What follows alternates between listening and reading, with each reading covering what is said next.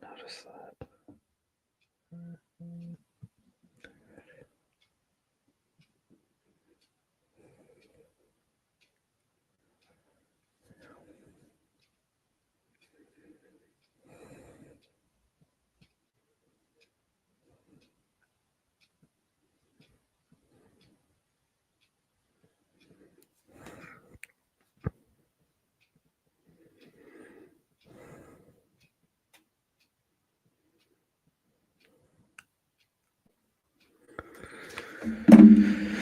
All right. Now we wait for the flies to trickle in. And I was very nice about it because you catch more flies with honey. And I'm wearing this shirt because you catch more honeys being fly. Okay, that's not important. How's everybody doing tonight? Has everyone else got a stomach full of pasta and tomato sauce like I do? I'm feeling good. I'm feeling shucky ducky. Or whatever it is Herman Cain said that one time. I kind of miss Herman Cain, man. I mean, he was a fucking piece of shit, cocksucker asshole, but he was a lunatic, and that tickled me more than it should have. Because now the political lunatics aren't really fun. Now they're just kind of, you know, fascist and shitty. And Herman Cain was also fascist and shitty, but goddamn it, at least he was funny. At least he made weird goddamn faces. Here, let me pull one up. Why don't we get the visual aids started early tonight?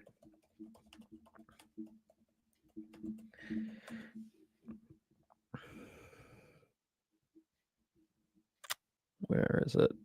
Yeah, here we go. Can I open image in new tab? There we go. Here we go. I love this photo so much. This is one of my favorite photos in the history of politics. I had this as my wallpaper on my school computer for like 2 or 3 years, even after the campaign was over.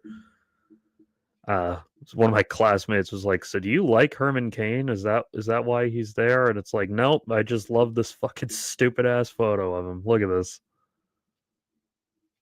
Hang on, let me see if I can find a better version because I saw a good one back in the day that I really need to see if I can rediscover. Hang on. I can't type, which is a bad thing in my profession. F. Yes, thank you, Demiurge Believer. Serious F.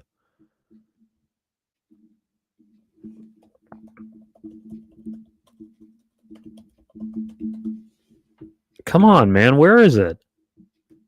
Fuck. Okay. I guess the internet wants to be uncooperative, but the image, it was this one, and they added the caption, "You want a job, right?" Because apparently that's what he said to one of the women that he like sexually harassed.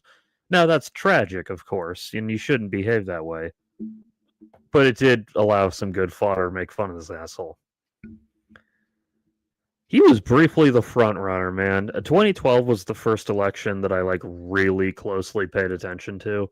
So I have like really distinct memories of it in a way that I don't with past and future elections. And yeah, there was a brief moment that Herman Cain, a few days, was the front runner, which is nuts when you look at the fucking Republicans. Imagine telling people in 2012 they'd miss silly candidates like Herman Cain's. The times weren't actually simpler. I remember them very distinctly, and politics was a fucking travesty then, too. I just liked that Herman Cain was an idiot. I liked his stupid 999 tax plan. Well, I didn't like it as a tax plan. I liked that that was his idea. I thought it was amusing. And it would have been pretty fucking funny if he had become the nominee just to watch the two black guys go up against each other because I can picture like fucking well Nick Fuentes was like 10 back then. But I could pick Rush Limbaugh. He was still alive. I could picture Rush Limbaugh's fucking head screaming, turning red, steam coming out of his fucking ears at the fact that both of the candidates were black. That'd be hysterical. Of course, now when the next black president we get is going to be Black Hitler, probably, because, you know, Kamala lost, so the Democrats are too cynical to take a chance on it. And, you know, the Republicans, in a weird way, racists are the most tolerant people of all, because as long as you are racist, they don't mind you being another race. I mean, Nick Fuentes, he's fucking Latino, like Fuentes, but he thinks he's white. He thinks that, like, because his ancestry's Spanish or whatever, that he counts as white. It's like, no, motherfucker, they're not going to see it that way. I'm happy to see it that way because race is bullshit. It's some shit we made up to be mean to each other. But, like, racists are not going to fucking take kindly to a Spaniard. I guess now are the simpler times. Evil people don't have to pretend they aren't evil and stupid anymore. They just act like the comic book supervillains they are. That's insulting to fucking comic book supervillains. Like Lex Luthor, fucking, when he was president, I'm sure that his tax policy was smarter than whatever we're doing now with the tariffs. Just letting Trump fucking chew on wires and press colorful buttons till he gets the results he wants, which will never come because he doesn't know what he's doing. I mean, he's not doing anything. His brain is soup. He's sitting there.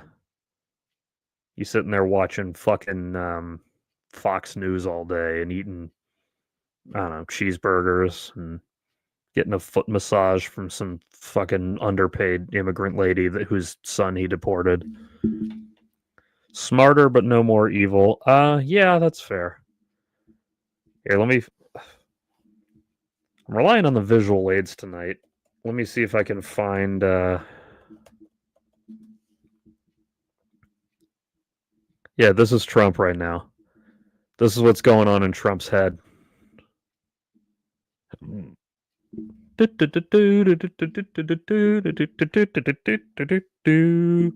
probably thinks it's still this fucking year. I mean, he pretty openly doesn't know what year it is or where he is at any given time or how to fucking wipe his own ass, change his own diaper. I mean, like, you guys all saw that fucking photo. Like, he went dark for a week and he comes back and then he's like sitting at whatever that event was, like this. Here, I'll move my mic.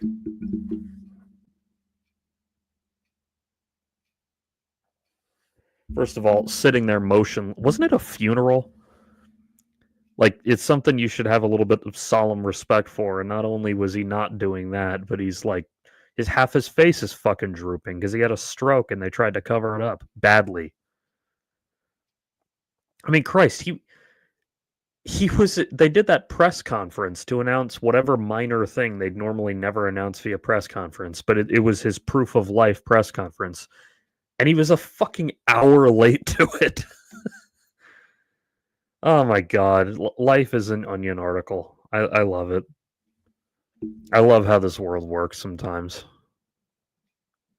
I mean, it's a fucking shit show, but goddamn it, at least it's funny. I'll give it that.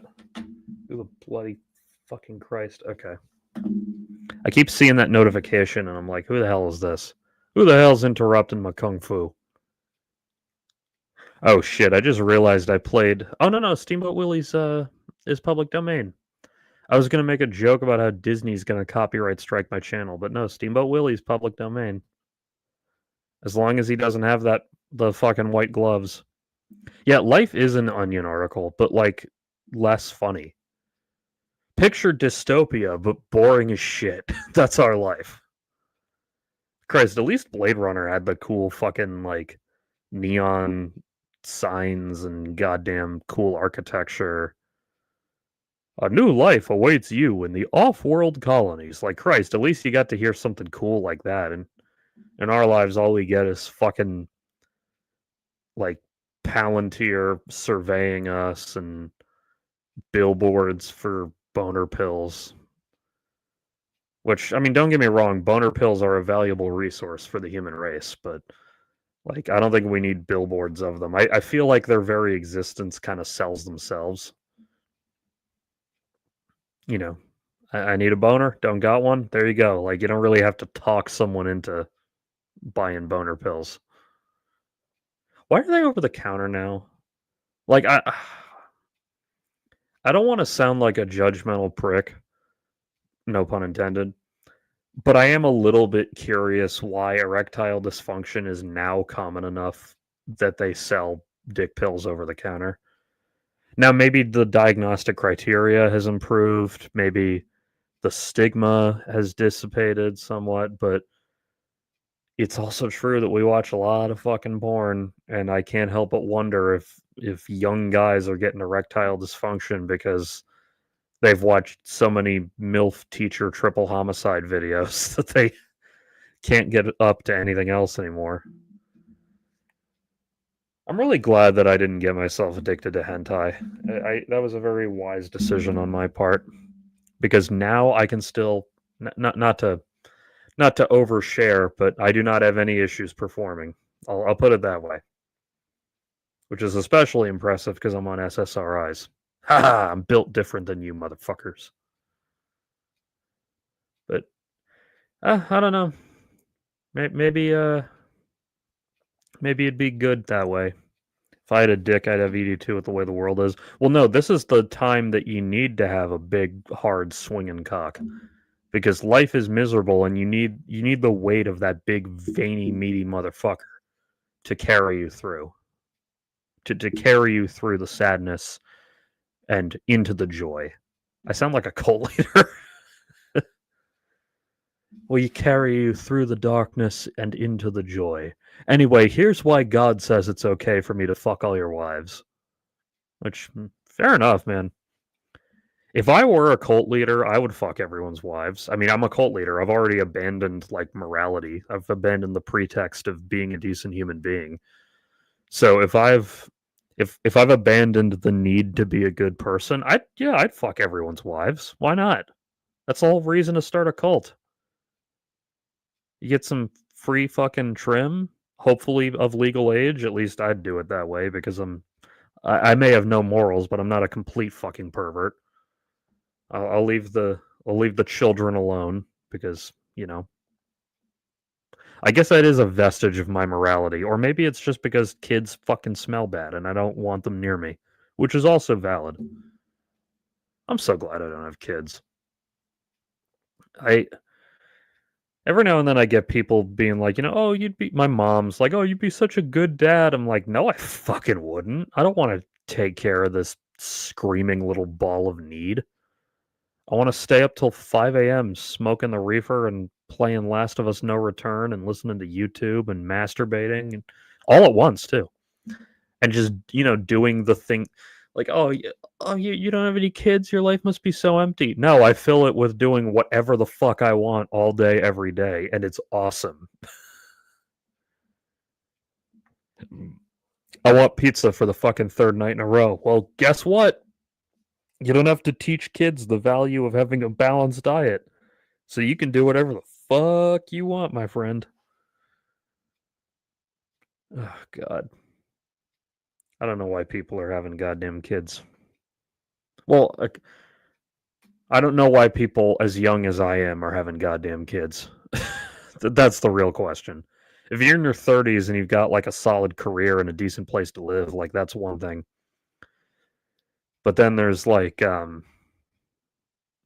don't know, like I won't say her name because she barely knows me and I'm not going to dox someone that I had like one class with in college. But there's a girl I knew from college. Had 2, 3 I had enough conversations with her that I'm like friends with her on Facebook. That's about the extent of our relationship. Nice enough person. Somewhere she was in my grade, so she graduated the same time I did. Somewhere along the way, she got pregnant, seemingly by someone she's not in a relationship with, because she appears to be a single mom. And she had the kid, and like is constantly posting pictures of the kid. And it's like, yeah, I was gonna say baby, but she's like 3 or 4 now. Yeah, she's adorable. She's absolutely gorgeous. She's the most adorable little child I've ever seen. And I don't know why you had her. Not that there's anything wrong with that kid. She's a perfectly good kid from all I've seen. But why would you have a child at 25 when you're just starting your career out and aren't even fucking with the guy whose kid it is. Like, look, it's your choice. Do what you want, but like, why'd you make that fucking thing? I personally, I would have not had a child. Is all I'll say. How the fuck do people afford kids in this economy? I can't even afford myself. True. Now, granted, this person that I know seems to have like a real job, given what her major was and the fact that, you know, I don't know, she seems to be able to pay her bills. Good for her. I don't know that for sure. I'm just judging from like the snippets I've gotten from her Instagram. But yeah, like kids are really goddamn expensive. Like even if you just meet their very basic needs, they're really goddamn expensive. And then fuck basic needs, and then you're getting into like, oh, little Timmy wants to play soccer. That's $300. Oh, little Sally, she wants this Barbie dream house for Christmas that's like ridiculously expensive. I mean, she's my fucking kid. I can't say no to a kid's Christmas wish, but it's like fuck, now I gotta cough up like $200 on this goddamn Barbie plastic dream house shit. Like I don't know how I don't know how my mom did it. I don't know how my mom dealt with me with my fucking uncooperative, annoying ass as a child. I mean, I'm literally some of these Legos are so old that they were bought by her because, like, this one. Oh, wrong way. Sorry. This one. I've had that since 2004. I was a child when I got that for Christmas. And granted, at the time, it was nowhere near as expensive as it is now because, you know, retired sets always go up in price. And this one was a fucking that's like the holy grail of Star Wars Legos, according to my local Lego store. But I can't imagine how much the equivalent set would be. I've had my eye on the fucking X Mansion Lego for like a year. It's $300 goddamn dollars. Like I feel bad for parents having a. I mean, not obviously, you know, you're making your kids' wish come true, and that's nice and everything. But it's like Jesus, fucking scraping together that money for Christmas presents every goddamn year, and then their birthday, and then like I don't know when they did a good job on the spelling test. I don't fucking know what parents buy their kids toys for. Because I don't have kids, and I haven't been one in quite a while. But yeah, the economy's fucked. Kids are expensive. Why you guys? I get why the millennials all waited till they were like 35 to have one because it took that long to have something resembling decent finances. Personally, I'm too attached to spending all my money on drugs and video games to want to have a child.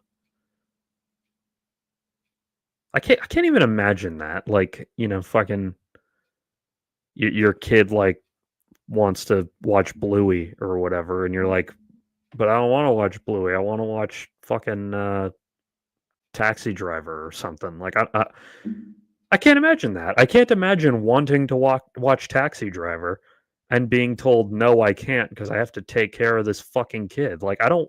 Fuck you. No, I want to watch goddamn Taxi Driver. The kid can watch Taxi Driver with me if he wants. That's perfectly fine. But well, I mean it's not, but you know, hey, look, I grew up with a dad who didn't give a fuck. I saw RoboCop when I was like 7. It's it works differently in some households. Here. Okay. Sorry, I just had to send that to someone. I mean, technically, I guess if the kid's young enough, you could like if the kid's like an infant, you could probably watch Taxi Driver with it because like, what's he gonna fucking remember? Unless it traumatizes him deep down, and like 20 years later, he has PTSD. He has like a fucking irrational phobia of people with mohawks because when he was like 6 months old, he was sitting on the couch on a little couch with his dad watching fucking Taxi Driver and Robert De Niro, bang, bang, bang, bang, bang. It scares the fuck out of little baby. It's mean. I shouldn't be laughing at this hypothetical, but it is very funny.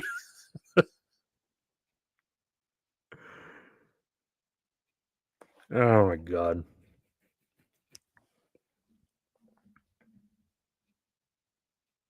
I don't know how people do it. I mean, I guess the way you do it, at least if you're my dad, is that you just watch whatever you feel like watching, and if your kid is in the room, your kid is in the room. Because that's why I saw movies like RoboCop and Terminator, and I might have mentioned this on stream before, maybe not. He let me watch Animal House when I was 6. I don't know if that was literally the first time I ever saw titties, but like it might have been, or at least I don't know.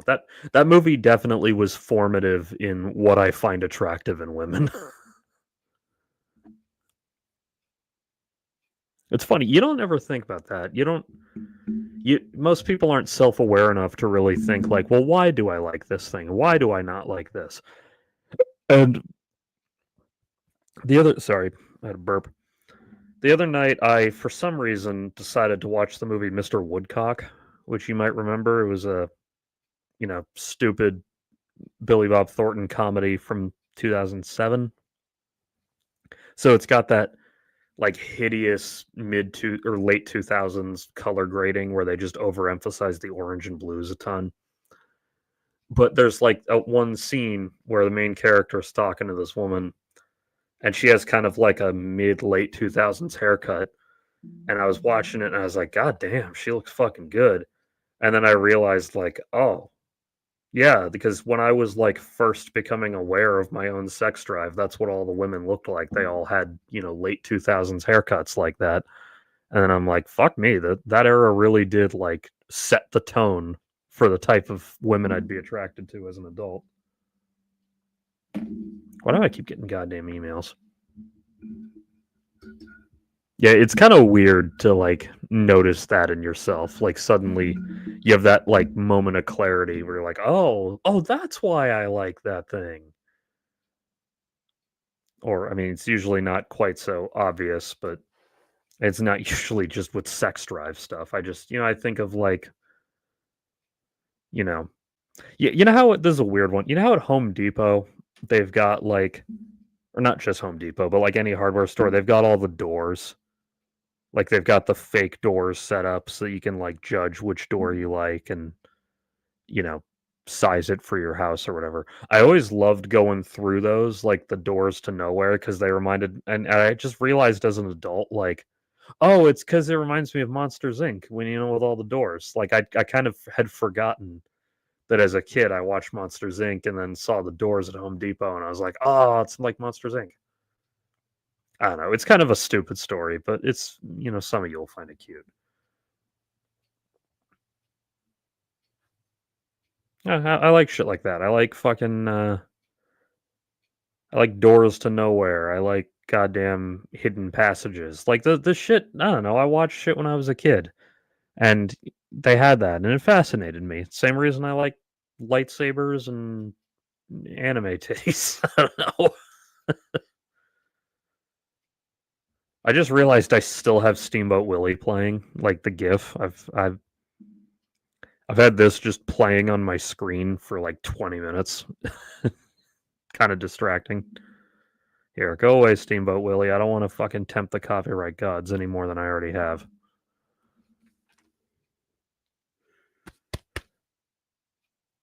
I had a burp stuck in my chest. Hazards of chowing down 2 enormous bowls of pasta in 20 minutes, I guess. Ugh. I'm sad I don't have more Alien Earth to watch. When I started this stream, Alien Earth was on, so I got into the habit of like, every Tuesday night you go on stream and then second stream's over, go and get high and watch Alien Earth. And it was awesome. But now there is no Alien Earth, at least till season 2. So now it's like, oh, get off stream and what do I do? I don't know. Get high and do something else, I guess. I do have the new season of Solar Opposites that I'm like most of the way through. I could kill that off. The final season, I guess. I don't like that show as much as Rick and Morty, but I like it. And I really like the weird little subplots in it, like with the wall and the silver cops and everything. I'm actually more into those than I am the normal episodic adventures of Corvo and Terry and such. Like I kind of want a spin-off about the wall or the silver cops. Though I shouldn't tempt fate because we've had too many goddamn spin-offs and sister series and sequels and revivals, and I know, real original bitching about sequels. I know, but like they're talking about doing those Stranger Things spin-offs. It's like, don't. I love Stranger Things. I still do. I can't wait for the final season. Let it stand on its own.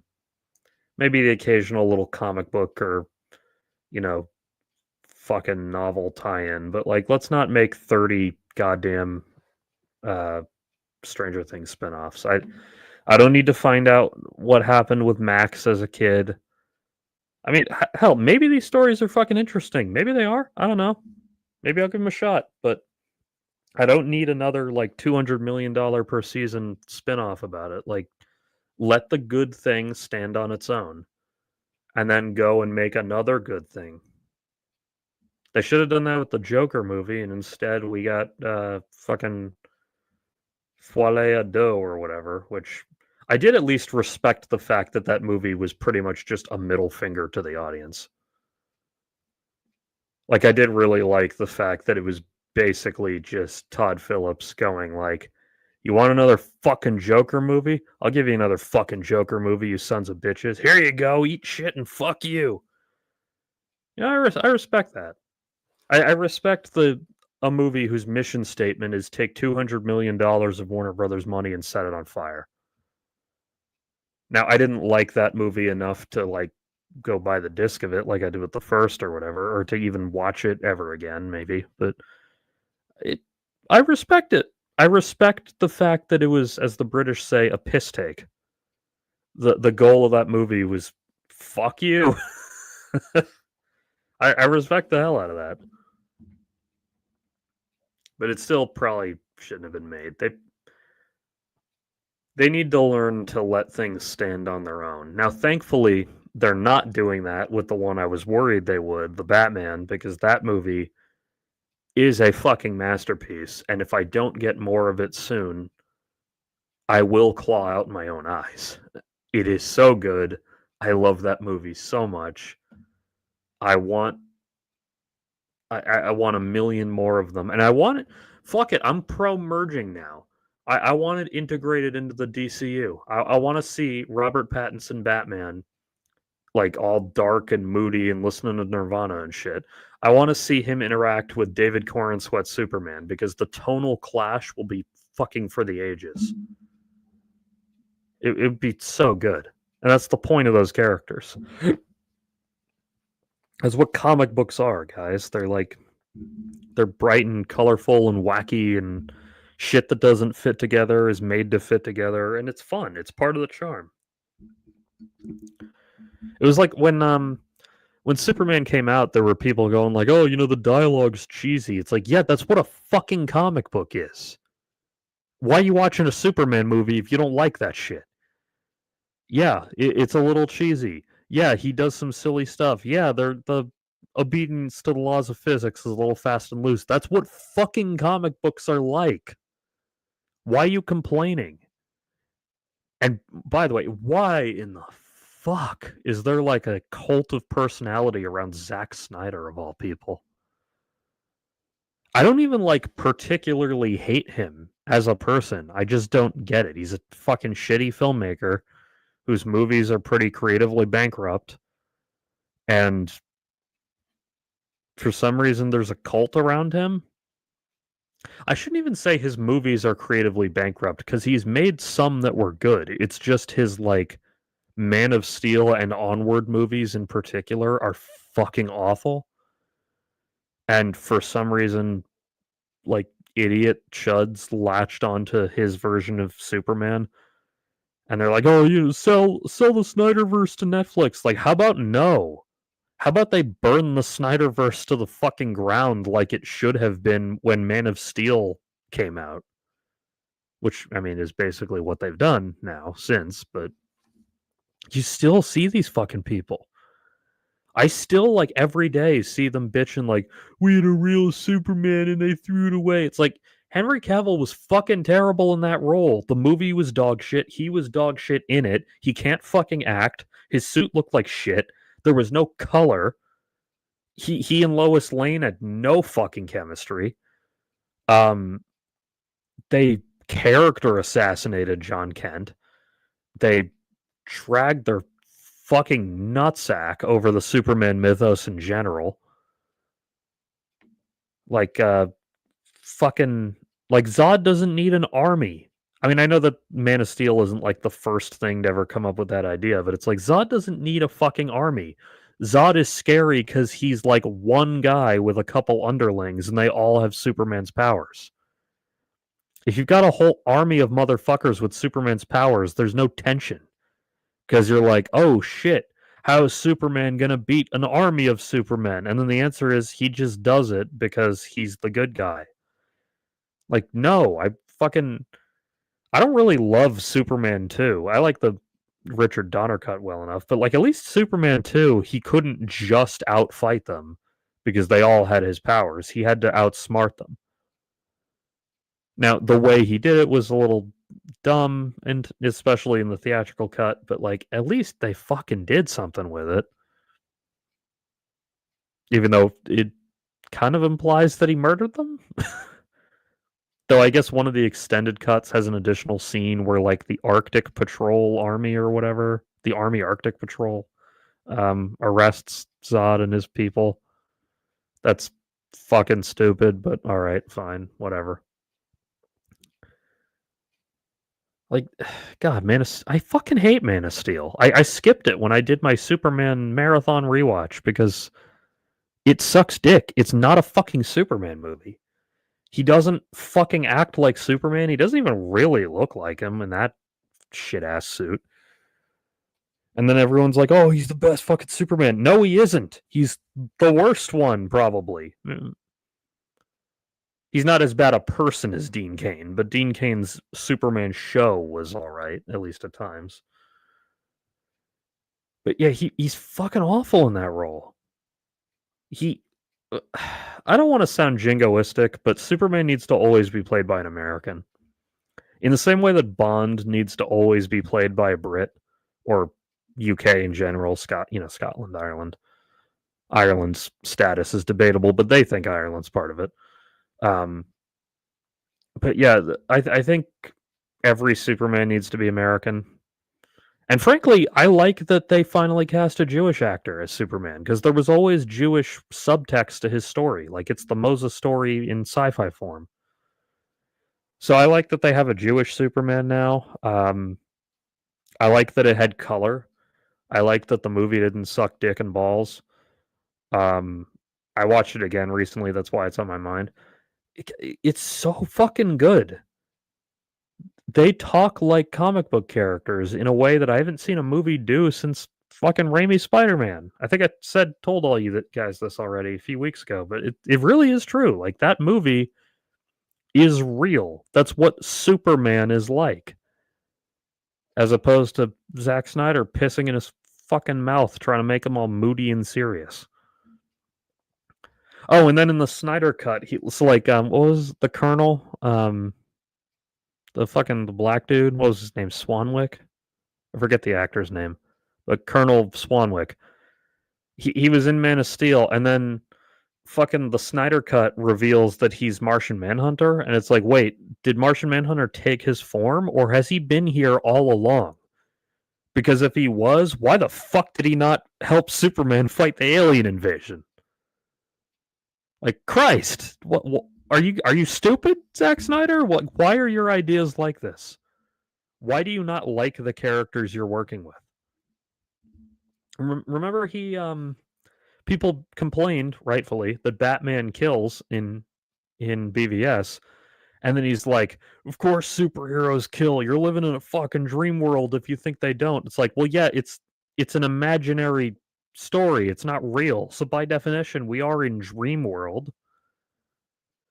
Like, fucking, why you like this? This was before your family tragedy, which I'm not going to make fun of because, nobody deserves that. But it's like, It's not like grief drove him nuts or grief like killed his ability to like have his heart in the things he produces. It's like, well, why? If you don't like these characters, why are you adapting them? Like, I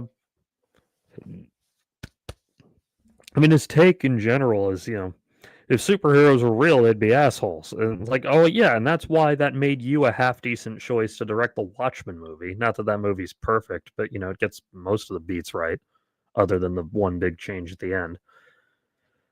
But like, Superman is not the character through which to explore your superheroes are assholes ideas.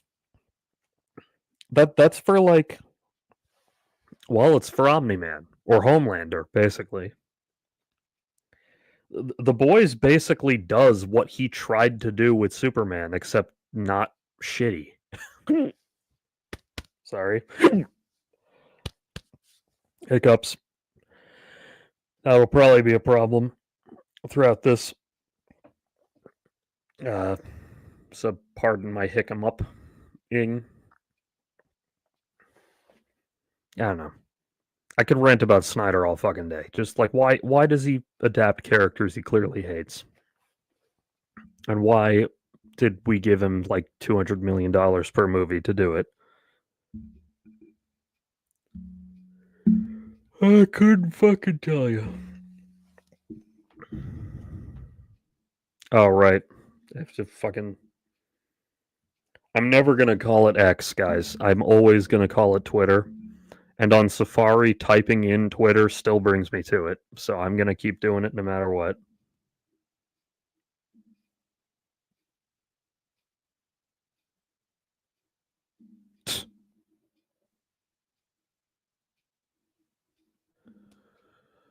Oh no, what happened to Dennis Quaid? What did he do?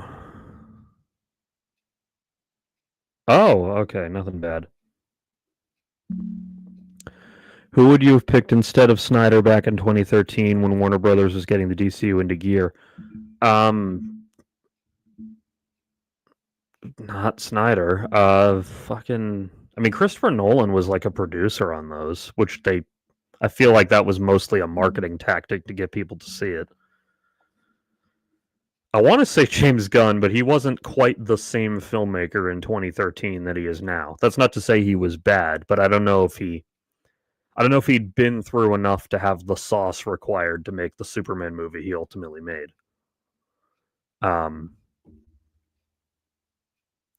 See, that's the thing. Like, it's hard the types of directors I really think of when I say I want to see them do a project aren't the types to do superhero movies. Like, could Paul Thomas Anderson make a great Superman movie? Probably, but I don't think he ever would. I'd be curious to see Tarantino do it just because I want to hear fucking Jimmy Olsen say the N-word. George Miller was said to be getting a Justice League movie together with... Literally anyone would have been a better choice than Snyder. Fucking Neil Breen would have been a better choice than Snyder because at least his take would have been original. But yeah, as for George Miller, yeah, George Miller is a fucking artist. Like, he would have made a great Superman movie, or for that matter, a great Justice League movie. And who else would I like to see do Superman?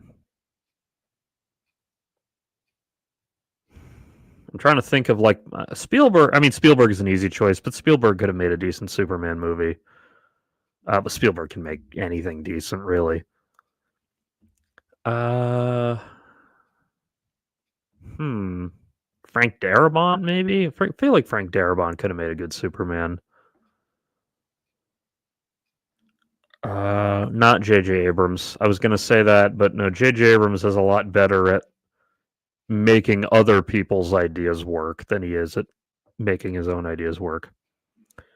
Tim Burton's Superman Lives. I mean, I would have watched that. I'm sure it would have been fucking weird as shit and probably not that good, but I would have checked it out.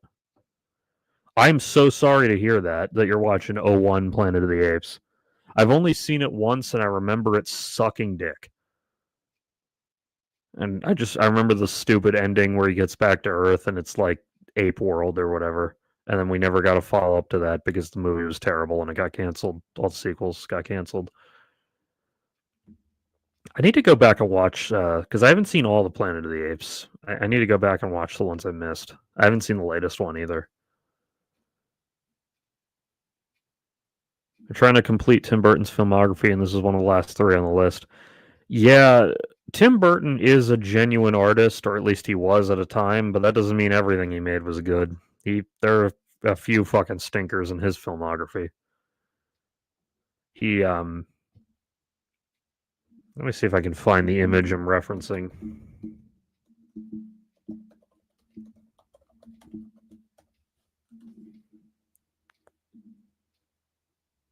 Yeah, here it is.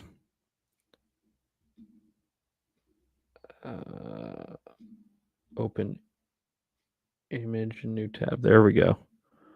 I need to think about the worst Burton film. I'll look in a second, but before I do, this is what I was thinking of. There was a little web comic about like different directors making meals. This is so fucking true of Tim Burton. I put the Burton special sauce on everything. Now that's not always a problem, but you know, sometimes he relies on style more than substance. I'll put it that way. Now let me look at Tim Burton's filmography so I can decide which of his movies is worst.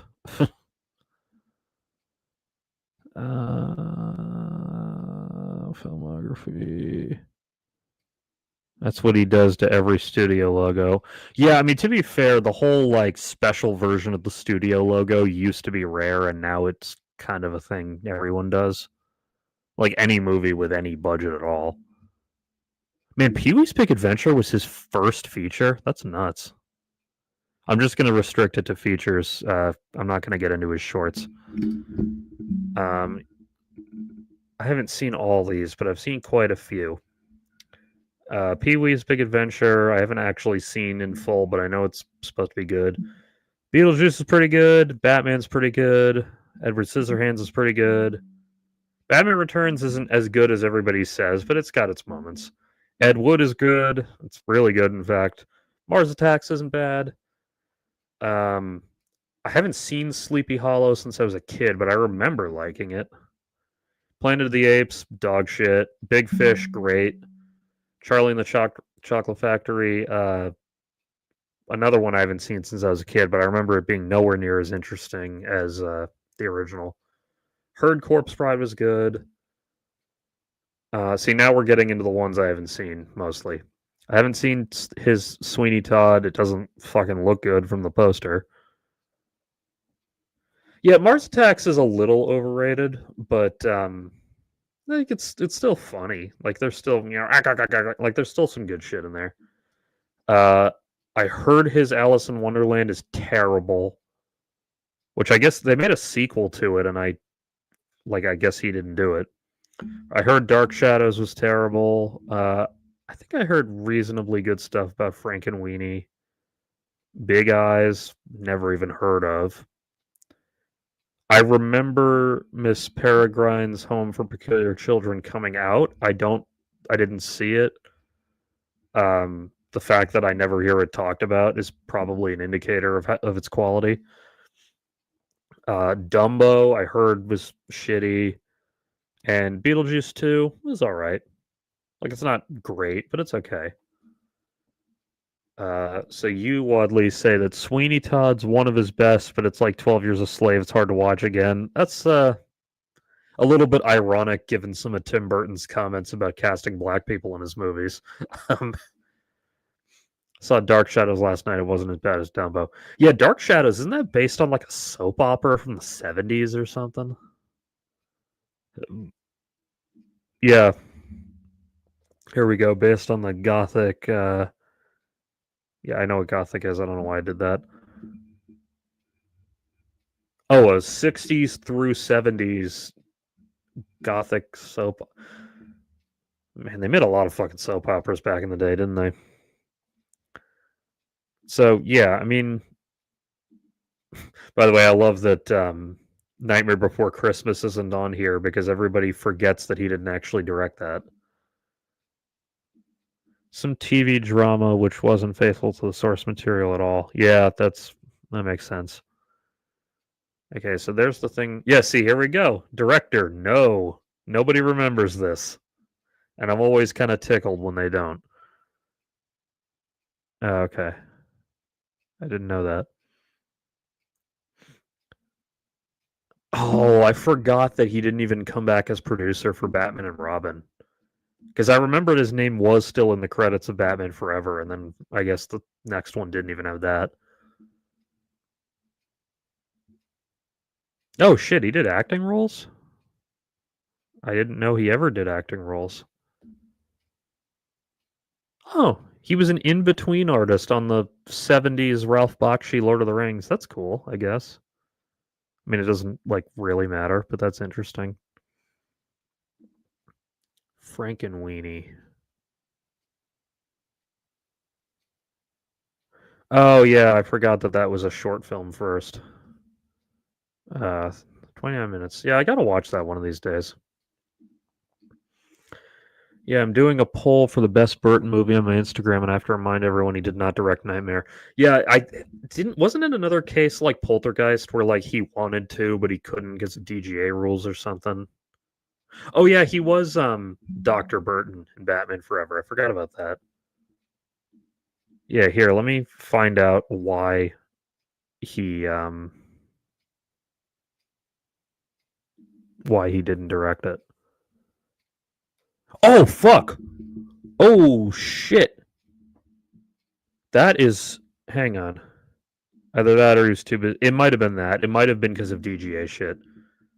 Because I doubt that something like being too busy would stop a lunatic like Tim Burton.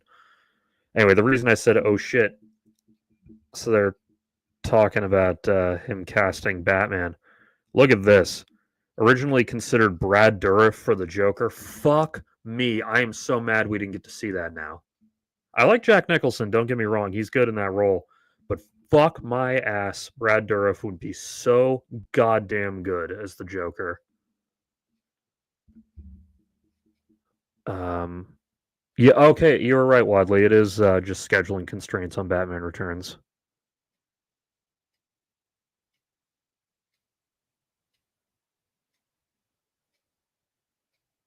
Okay. Yeah, I actually something I want to talk about on the show at some point. I need to do research for it, so I'm not doing it tonight. But I have a little segment planned called Untapped Perfect Castings, and I'm adding Brad Dourif to that because he's a really amazing actor, and he would have been so good as the Joker. Brad Dourif is the Joker. You guys ever see Exorcist 3? You should. I think I talked about this last time I was here. He plays kind of like an insane asylum patient type of dude in like I guess he's the villain in Exorcist 3. He's so good. Two most prominent trivia I know of is Pierce Brosnan got the boot from Bruce Wayne for thinking underwear on the outside was silly, and Robin Williams was used to get Nicholson. I even forgot about Robin Williams. Pierce Brosnan, that would have been a weird choice as Batman. I'm not saying he couldn't have pulled it off. He certainly could have pulled off the Bruce Wayne side of it, but I don't know. Michael Keaton's pretty good. I like those movies more than I like him as Batman specifically, but he is pretty good. Can Pierce Brosnan even do an American accent? I'm sure, like with enough coaching and practice, he could. But like, has he ever done an American role? You're the Bond expert, Wadley. You tell me.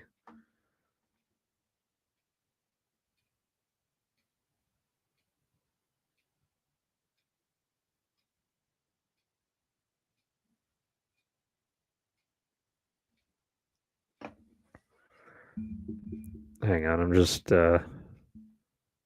I'm falling down a rabbit hole.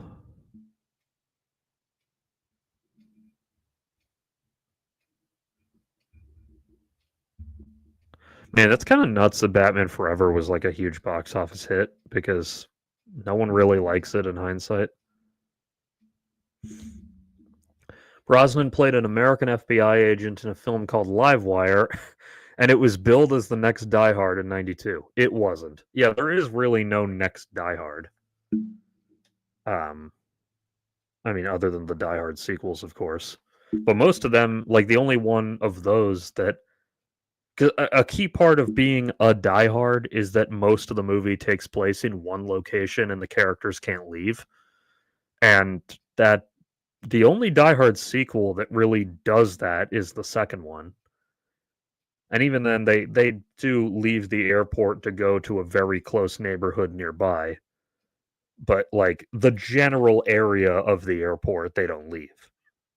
So it's enough that it kind of counts. Like he's trapped in the general area of the airport. The second one's your favorite. The first one will always be the best, but the second one is my second favorite. Most people think 3 is better than 2. Those people are wrong. 3 is good, but 3 is a better movie than it is a Die Hard movie. And then 4, well, to a lesser extent, the same thing is true of 4. 4 is not the worst movie I've ever seen, but it's not Die Hard. And 5, we don't talk about for a reason.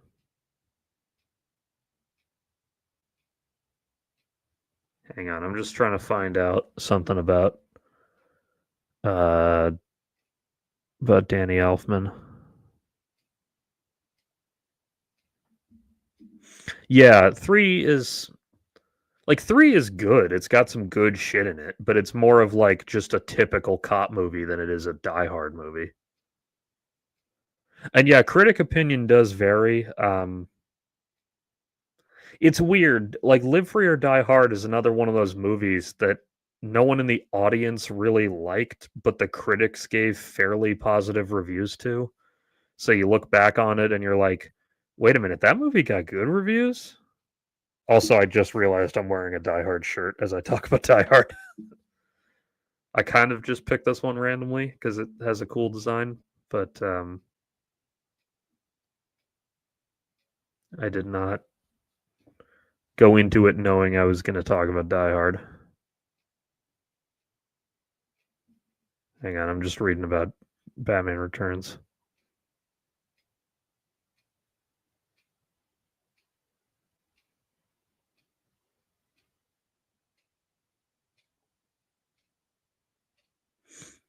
I will give Tim Burton credit for the idea of creating the concept,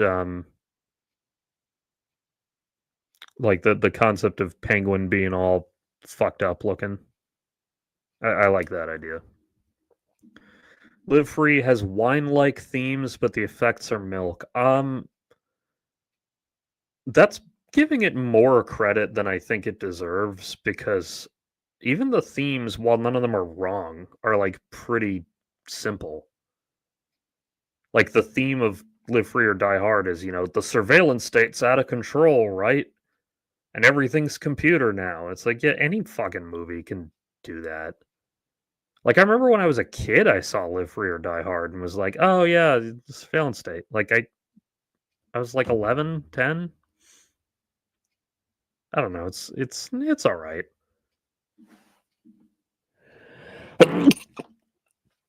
This is kind of the stupid autist in me, but it drove me insane that he doesn't use the fucking Beretta M9 like he did in all the other movies in Live Free or Die Hard. He didn't really for long in 5 either, but like in 5 it's a little more justified because he has to take a plane to get to Russia, so it makes sense he doesn't have his gun. Frankly, it didn't really make sense that he was allowed to bring his gun on a plane in the first movie, even though that was well before 9/11. Yeah, okay, for all of Batman Returns' faults, it does have fucking hit after hit in the dialogue like this. I played this stinking city like a harp from hell. I mean, it's Danny DeVito. Like, Danny DeVito is a fucking master. Like, you can hand him anything, he's gonna make it sound good. Do you think they should have gone with the alternate ending in Die Hard 3? No, I've seen the alternate ending, like it's on the Blu-ray, and it is interesting. But I think they were right to scrap that. That's it's a little maybe it would have been better if they'd like finished editing it. but it's kind of anticlimactic. Like he just tracks him down and then kills him with a fucking rocket launcher. Like it's all right. I mean, granted, the ending in the finished film is also kind of anticlimactic. And like that's one of those things. I know it's like realistic or whatever, but I don't like the way that movie ends. Really, like the whole. Now, granted, it's not a chamber movie the way the first two were, but the whole thing takes place in New York City. It's a real like New York City vibe movie. And then for the final action scene, it just like cuts away to Canada, and not only is John McClane allowed to come with them, even though it's way outside his jurisdiction, but the civilian helping him out is allowed to come with him too. But I don't really like the alternate ending either. Yeah, I like the helicopter fight. Like I like the fight itself. It's just like why does it have to take place in Canada like a week later? Because in addition to the compressed nature of location, the Die Hard movies, even the fucking two shitty ones they made later, all take place over the course of like a really limited period of time. Uh, and then, but then the third one, like, it's presumably days later that they fucking catch them in Canada, like, or at least a day later. I mean, how long does it take to fly from New York to Canada? Like, long enough. But yeah, like if your Die Hard movie has to take place over the course of one day or maybe slightly more, depending on the nature of it. But one like uninterrupted stretch is the point. And it has to take place all in one location. And after the second one, they started fucking those two things up.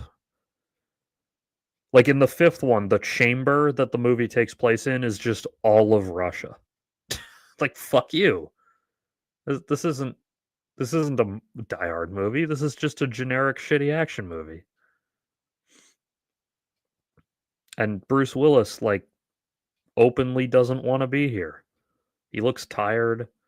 He looks annoyed with the shitty dialogue. He's putting very little effort in. Now, granted, as my dad of all people pointed out, knowing now that Bruce Willis has like prototemporal, whatever the hell it's called, dementia, my dad floated the theory that his shitty performance in the fifth Die Hard movie might have been an early sign of that, which isn't impossible. I mean, Bruce Willis kind of did have a reputation of being like an actor who didn't always put real effort in, which I've definitely seen. I've definitely seen some performances of his where he wasn't trying very hard.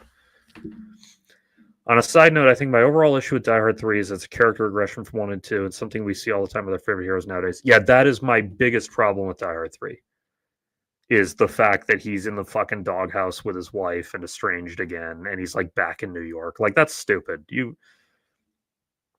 In contrast to really did the opposite and built on 1. Yeah, I saw someone on YouTube saying that 2 suffers for the fact that John McClane is happy in his life at the beginning, and I completely fucking disagree. Like most, as you said, and it's not even just nowadays, like they've always done character regressions in the sequels. Like how many fucking love interests he falls in love with and then in the second movie doesn't appear and never even gets mentioned. But yeah, also Die Hard should take place at fucking Christmas. The summer, like it's hot and everyone's fucking amped up shit, like the do the right thing type of thing that Die Hard 3 is going for. Like that's not bad, but no, Die Hard should be at Christmas. What they should have done, like this is my one tweak you can make to make it feel more like Die Hard, is instead of it being summer and he's back in New York because he's estranged from his wife, have it be Christmas and simply they're back in New York to visit his family.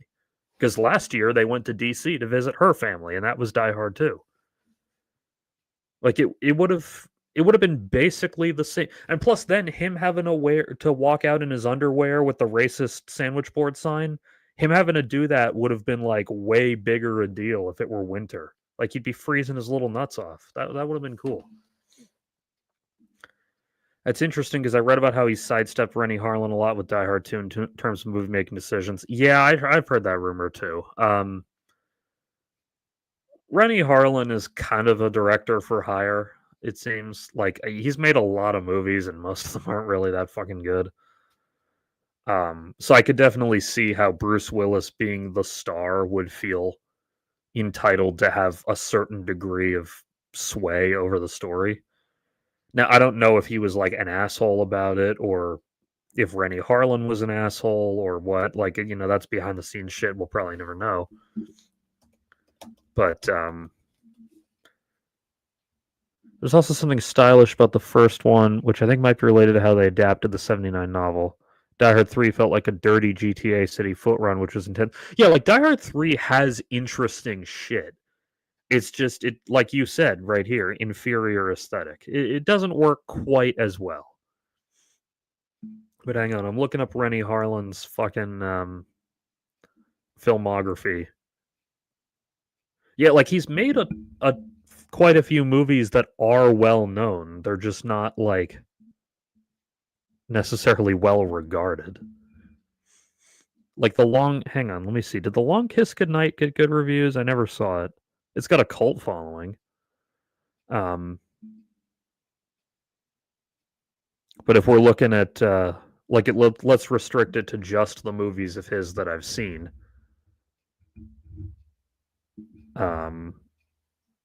Let's go through the whole list. Nightmare on Elm Street. Why? I'm going to bring it up. Sorry, guys, forgot to. Yeah, okay. Long Kiss cult following, like I said. So I haven't seen most of these, but I've seen Nightmare on Elm Street 4, which is not great. Die Hard 2, I really like. It's not actually like it has plenty of issues, but I like it. Cliffhanger, I don't think I've seen, but I know of it. That is a cool fucking poster, though. That's more sauce than any modern movie poster gets. Long Kiss Goodnight. Deep Blue Sea, I've not heard the best things about. I mean, everyone knows the infamous bad CGI shark killing Samuel L. Jackson. Oh god, he did Exorcist the beginning? I forgot about that. That was not great, man.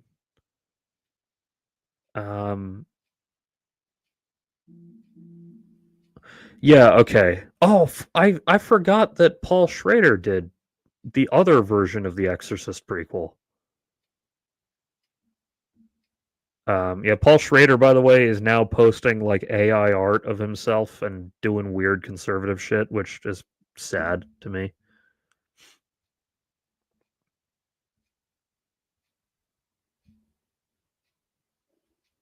Yeah, okay. So he did Exorcist in the beginning.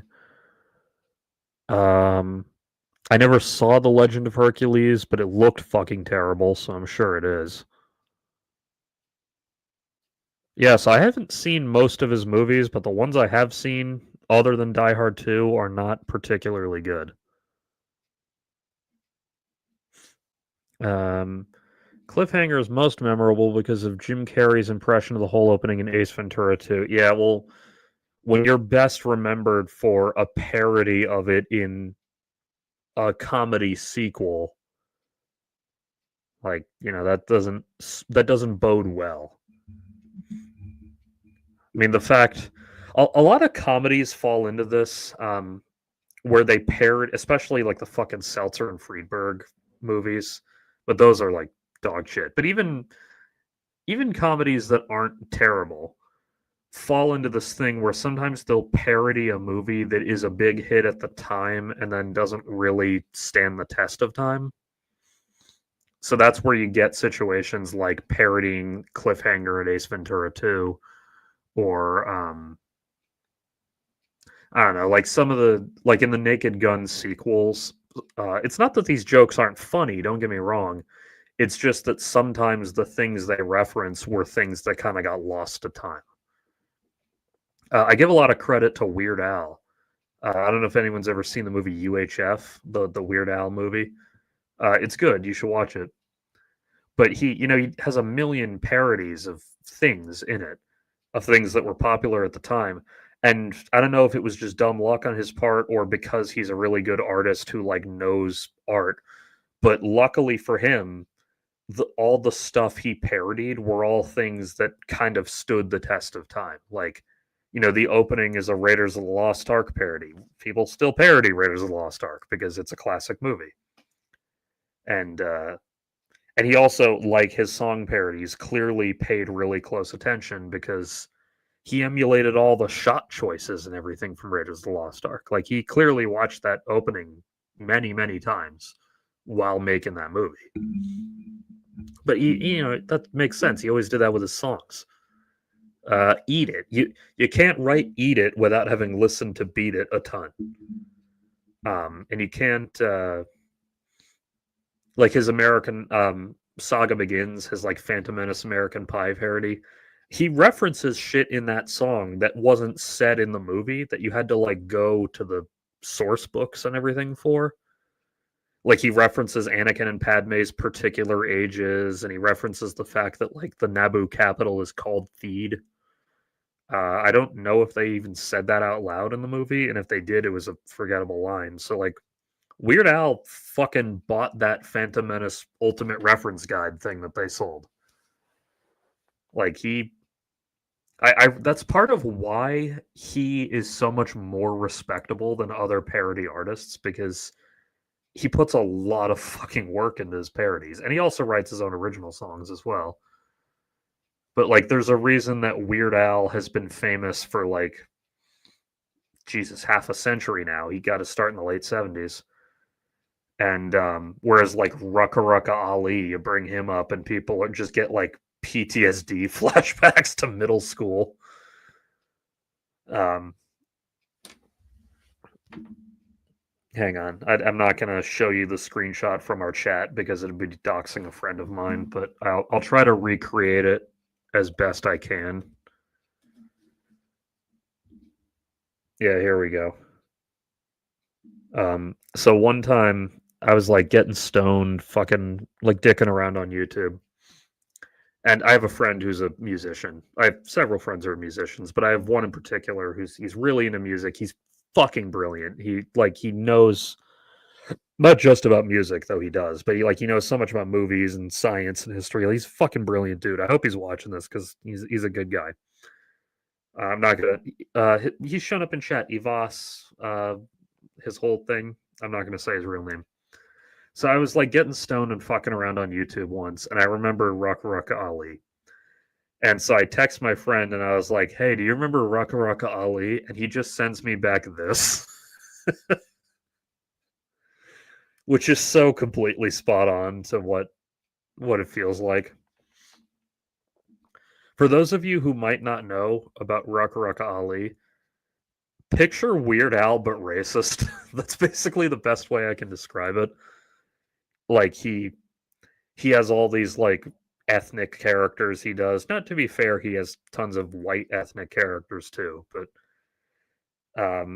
it's edgelord humor. It's humor designed to appeal to middle school aged boys, because it's like, oh, I'm gonna make jokes about how Zayn from One Direction was part of 9/11, and then he like plays the actual footage of 9/11 in the fucking video. It's the kind of shit that you think is funny when you're in middle school, and then you grow up and you're like, oh, that's kind of lame and stupid, isn't it? Though I do still have fond memories of his Gangnam Style parody about how bronies are pedophiles. But that's partially because when that came out, the whole bronies are pedophiles meme was like a big thing that 14-year-old me was really tickled by. Actually, I knew a dude in I've been going a while. I don't want to go too long, but before I go, I'm going to tell you guys a story. I knew a dude in high school. I shouldn't say his name, just in case he somehow sees this, and or people who know him see this. But if you've been friends with me long, you'll immediately know who I'm talking about, because some of my friends watch this. So he was a nice guy. He was very polite. He clearly had a touch of the tism of some kind. He was very nice. He was good to talk to. He tried to invite me to hang out with him outside of school a number of times, and I always made an excuse because I liked him in small doses. Is the best way I can describe it. And I never tested this, but he was into My Little Pony, which fine, whatever. There are some kids shows. I mean, I watched that like Young Jedi Adventures show for toddlers because it's Star Wars. So like, and it's a half decent show, by the way. So like he's into My Little Pony, fine, whatever. I'm not going to judge him for that. Maybe it's a really good show, but he was into the sex side of it. Like like I said, I never tested this, but his laptop, which he always brought to school and did work on and everything, supposedly was filled to the brim with My Little Pony porn. And I don't know. He was clearly autistic, and he was clearly fighting some demons because he was a weird dude. He was into weird stuff. Not just like that. Like he was just into like really niche stuff that most people didn't know about. He weirdly, he was a self-described Mormon, but his family, despite having Mormon phrenology, because I know what he looks like, and I once saw a photo of his dad, and fuck me, they had the most Mormon phrenology you can ever imagine. He wasn't from a Mormon family. He was kind of a self-described Mormon, even though I don't think he formally converted. But he also like he was a teenage boy. He was 16. He loved drinking and masturbating, which are two things that the Mormon church really fucking forbids. So Mormon church really fucking forbids. So I don't know. He was a weird dude, but he was a nice guy. I liked him. I hope life worked out for him because I tried to find him on Facebook because I am still Facebook friends with him apparently. And the most recent post of his I could find was from like 2018. So he kind of disappeared from social media. I hope he didn't go full alt-right because he was the type of dude who. It's not that he was like a hateful racist guy, but he was like naive enough and susceptible enough to edgelord humor that I could imagine him having been at least temporarily roped into the online right. I hope he didn't. I really, for his own sake and for mine, hope he didn't. And I hope he didn't. Fuck it. I hope he left Mormonism to whatever degree he wasn't Mormon because that shit is fucking horrible for you. There's a reason that all the ex-Mormons are in therapy. They're a wacky bunch of people. Actually, my dad, my dad's not a Mormon. Don't worry. But my dad has a like childhood friend who, again, name I won't say. They're friends from like high school onward, like ninth grade. And they used to, fucking drink and do drugs and do donuts together. Like, all the typical, like, bored suburban teenager shit that you do. Except this guy, he got a little too into drugs. He didn't get, like, addicted to anything, but, like, he experimented with acid. And, like, I think he had kind of a fucking. Maybe he was an addict. I don't know. I don't know his whole story. But he found Jesus, and he stopped doing drugs, and he became a Mormon. And so my dad was like, "Oh, well, that's fucking silly, but I've been friends with this dude for a decade. I'm not gonna, dump him over this." And so they still like email back and forth, and every 10 or so. Well, it used to be every couple of years they'd see each other, but then last time we saw him, because by this point, my family and I were around. It was like 2012. He came and he visited us for like a day or so, and he just like with every passing year, the Mormonism fucking took him over like the symbiote. And so now he was like calling, because this is 2012, Obama was president. He was calling Obama a communist. He was doing his like insane right wing doomsday prepper shit. We went to a Japanese or was it Chinese or Japanese? I think it was Chinese. We went to a Chinese restaurant and the waitress was Chinese, and he did his mission in China, so he became fluent in Mandarin, and he still is. So he was talking to her in Mandarin for like 5 minutes, maybe 10, and was oblivious to the fact that she didn't want to talk to him. And she was like polite, but even through the language barrier, I could read that she was like, "Please fucking stop talking to me, you weird old pervert, and let me go do my job." So anyway, now he like emails my dad fucking insane QAnon chain emails, and then like, well, he'll link that, and then he'll talk about his life. And my dad will like reply just to the part talking about his life, like, oh yeah, I saw that movie too. And this guy is like, I don't know how they work together because, or how they are still friends. Because this dude's kind of oblivious to the whole, hey, I don't want to talk about QAnon shit, you fucking lunatic.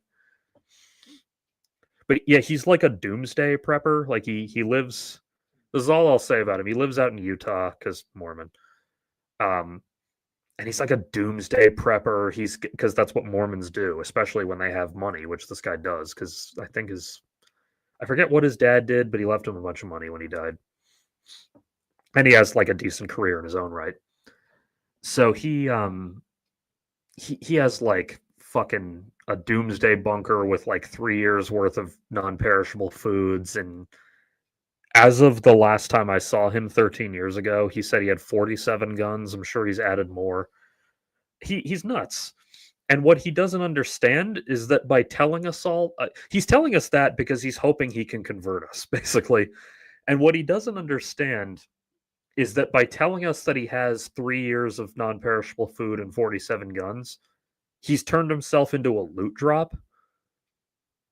He doesn't realize that by telling us that, he's now planted in our heads the seed of the idea that if the apocalypse happens, we just drive to Utah and kill him and steal all his shit. Um, that's a joke, of course, because there is no apocalypse, and I would, of course, never do that. But anyway, he's a weird dude. Excuse me, I got dust in my nose earlier. Now it's running.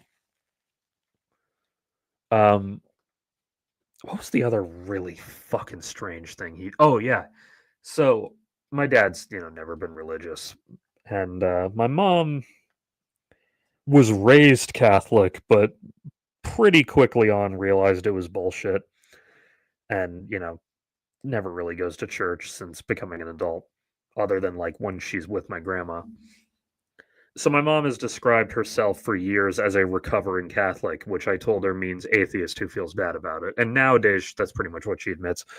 But because she had that little bit of lingering vestige of like the potential for belief deep in her psyche, this fucking dude my dad is friends with, I think after 20 years, he finally gave up on trying to convert my mom. Because, my parents have been together forever, so they've known this guy for probably 2, 3 decades now. And by the time my mom was in the picture, he'd been a Mormon for a while. So he's proselytizing all that shit. So he tried to fucking convert my mom for like 15, 20 years. He finally gave up eventually, but it was like well into the 2000s that he finally gave up. And they met back in the 80s. And of course, like he's her husband's friend. My mom doesn't want to be mean to him, but she's like, "Hey, that's great, man. Please fuck off and stop talking to me about goddamn Joseph Smith." Because no matter, like, my mom at her most religious thought Mormonism was a crock of shit, and her most religious wasn't very religious. But like as a kid, she like me as a child would hear things in religion and be like, "Wait, how does that work?" I'm pretty sure she didn't get kicked out of Sunday school, but I'm pretty sure she got in trouble there as a child more than once for like asking questions about the logistics of Noah's Ark or whatever. She's a smart lady, that's what happens. You present a smart child like I'm not shitting on my mom here, but children don't really fully grasp what's appropriate to ask and what isn't, at least not when they're young. And so you put like an 8-year-old or however old she was in a Sunday school class, you tell her something scientifically implausible, she's a smart little kid. She's gonna go, wait, how the fuck does that work? That's total bullshit. And the Sunday school teacher's gonna get mad. It's like, well, fucking sorry. Tell me a goddamn better story. Tell me a story that isn't ridiculous. You're telling me the penguins fucking marched 7,000 miles across the earth to get to Noah and they didn't leave behind any bones or feces or anything to indicate that they had ever been anywhere? And that after the flood subsided, they made the 7,000-mile trek back to their homes again? I mean, the truth is that this fucking story was written before we knew about penguins because it's 2,000 years old. Giraffes. We had no fucking clue giraffes existed when the story was written. You know what? Before we go, let's look at some funny Noah's Ark art.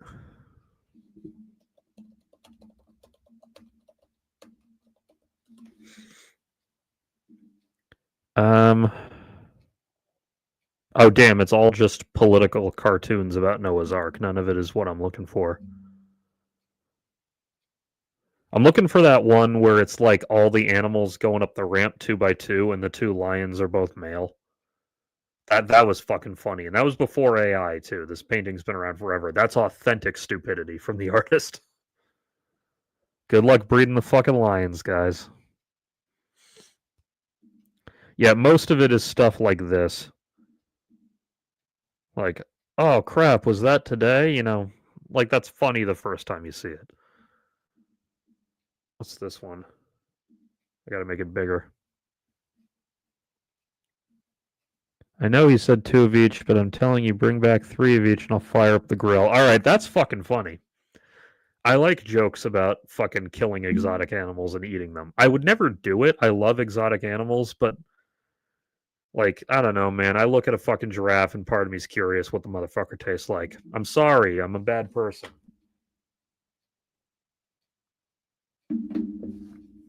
I wonder what a kangaroo tastes like. I bet it tastes fucking good. I don't even live anywhere where I can get gator meat for cheap. Because in Florida, you can. You can fucking get gator meat anywhere in Florida. And probably New Orleans as well. But, like, I actually did look up how much. Like, I looked up on Amazon gator nuggets. And they do sell them, but it'd be like, because, you know, shipped from across the country, if not the planet, it'd be like $50 for a normal size bag of like nuggets. They're not chicken nuggets, even though they look like it. They're gator nuggets. It's like I want to see. I want to eat a gator. I bet it tastes fucking good. Yeah, see, this is the most logical depiction of Noah's Ark I've ever seen here, in terms of size. Like, look. I mean, this is of course fucking ridiculous, but yeah, that's what it would look like. They'd be all be falling. No, fuck you. Get out of here. They'd be falling off. Also, you can't fucking repopulate the whole planet with just 2 of something. Like, all the fucking kids would have inbreeding after, like, you know, 2 generations. Noah's Ark is a stupid story. So much so that pre-psychotic breakdown Joe Rogan had a whole bit about how, like, if you told the story of Noah's Ark to a child with cognitive disabilities, he'd have questions or whatever. I miss pre-psychotic breakdown Joe Rogan. At least then his stand-up was kind of funny. Well, not like the funniest, but there were moments here and there. Anyway, it's getting late. I've been doing this an hour and a half. I kind of have to go to the bathroom, and I kind of want to go smoke of the reefer and kill off solar opposites. So I think I'm going to do that. I will be back on Thursday. At least I should be, unless something terrible happens. So I'm going to see you guys then. Take care of yourselves. Stay hydrated. Keep your butthole tight. Take whatever pills you need to take. And I'm starting some brand synergy here. Stay pantsless, everybody.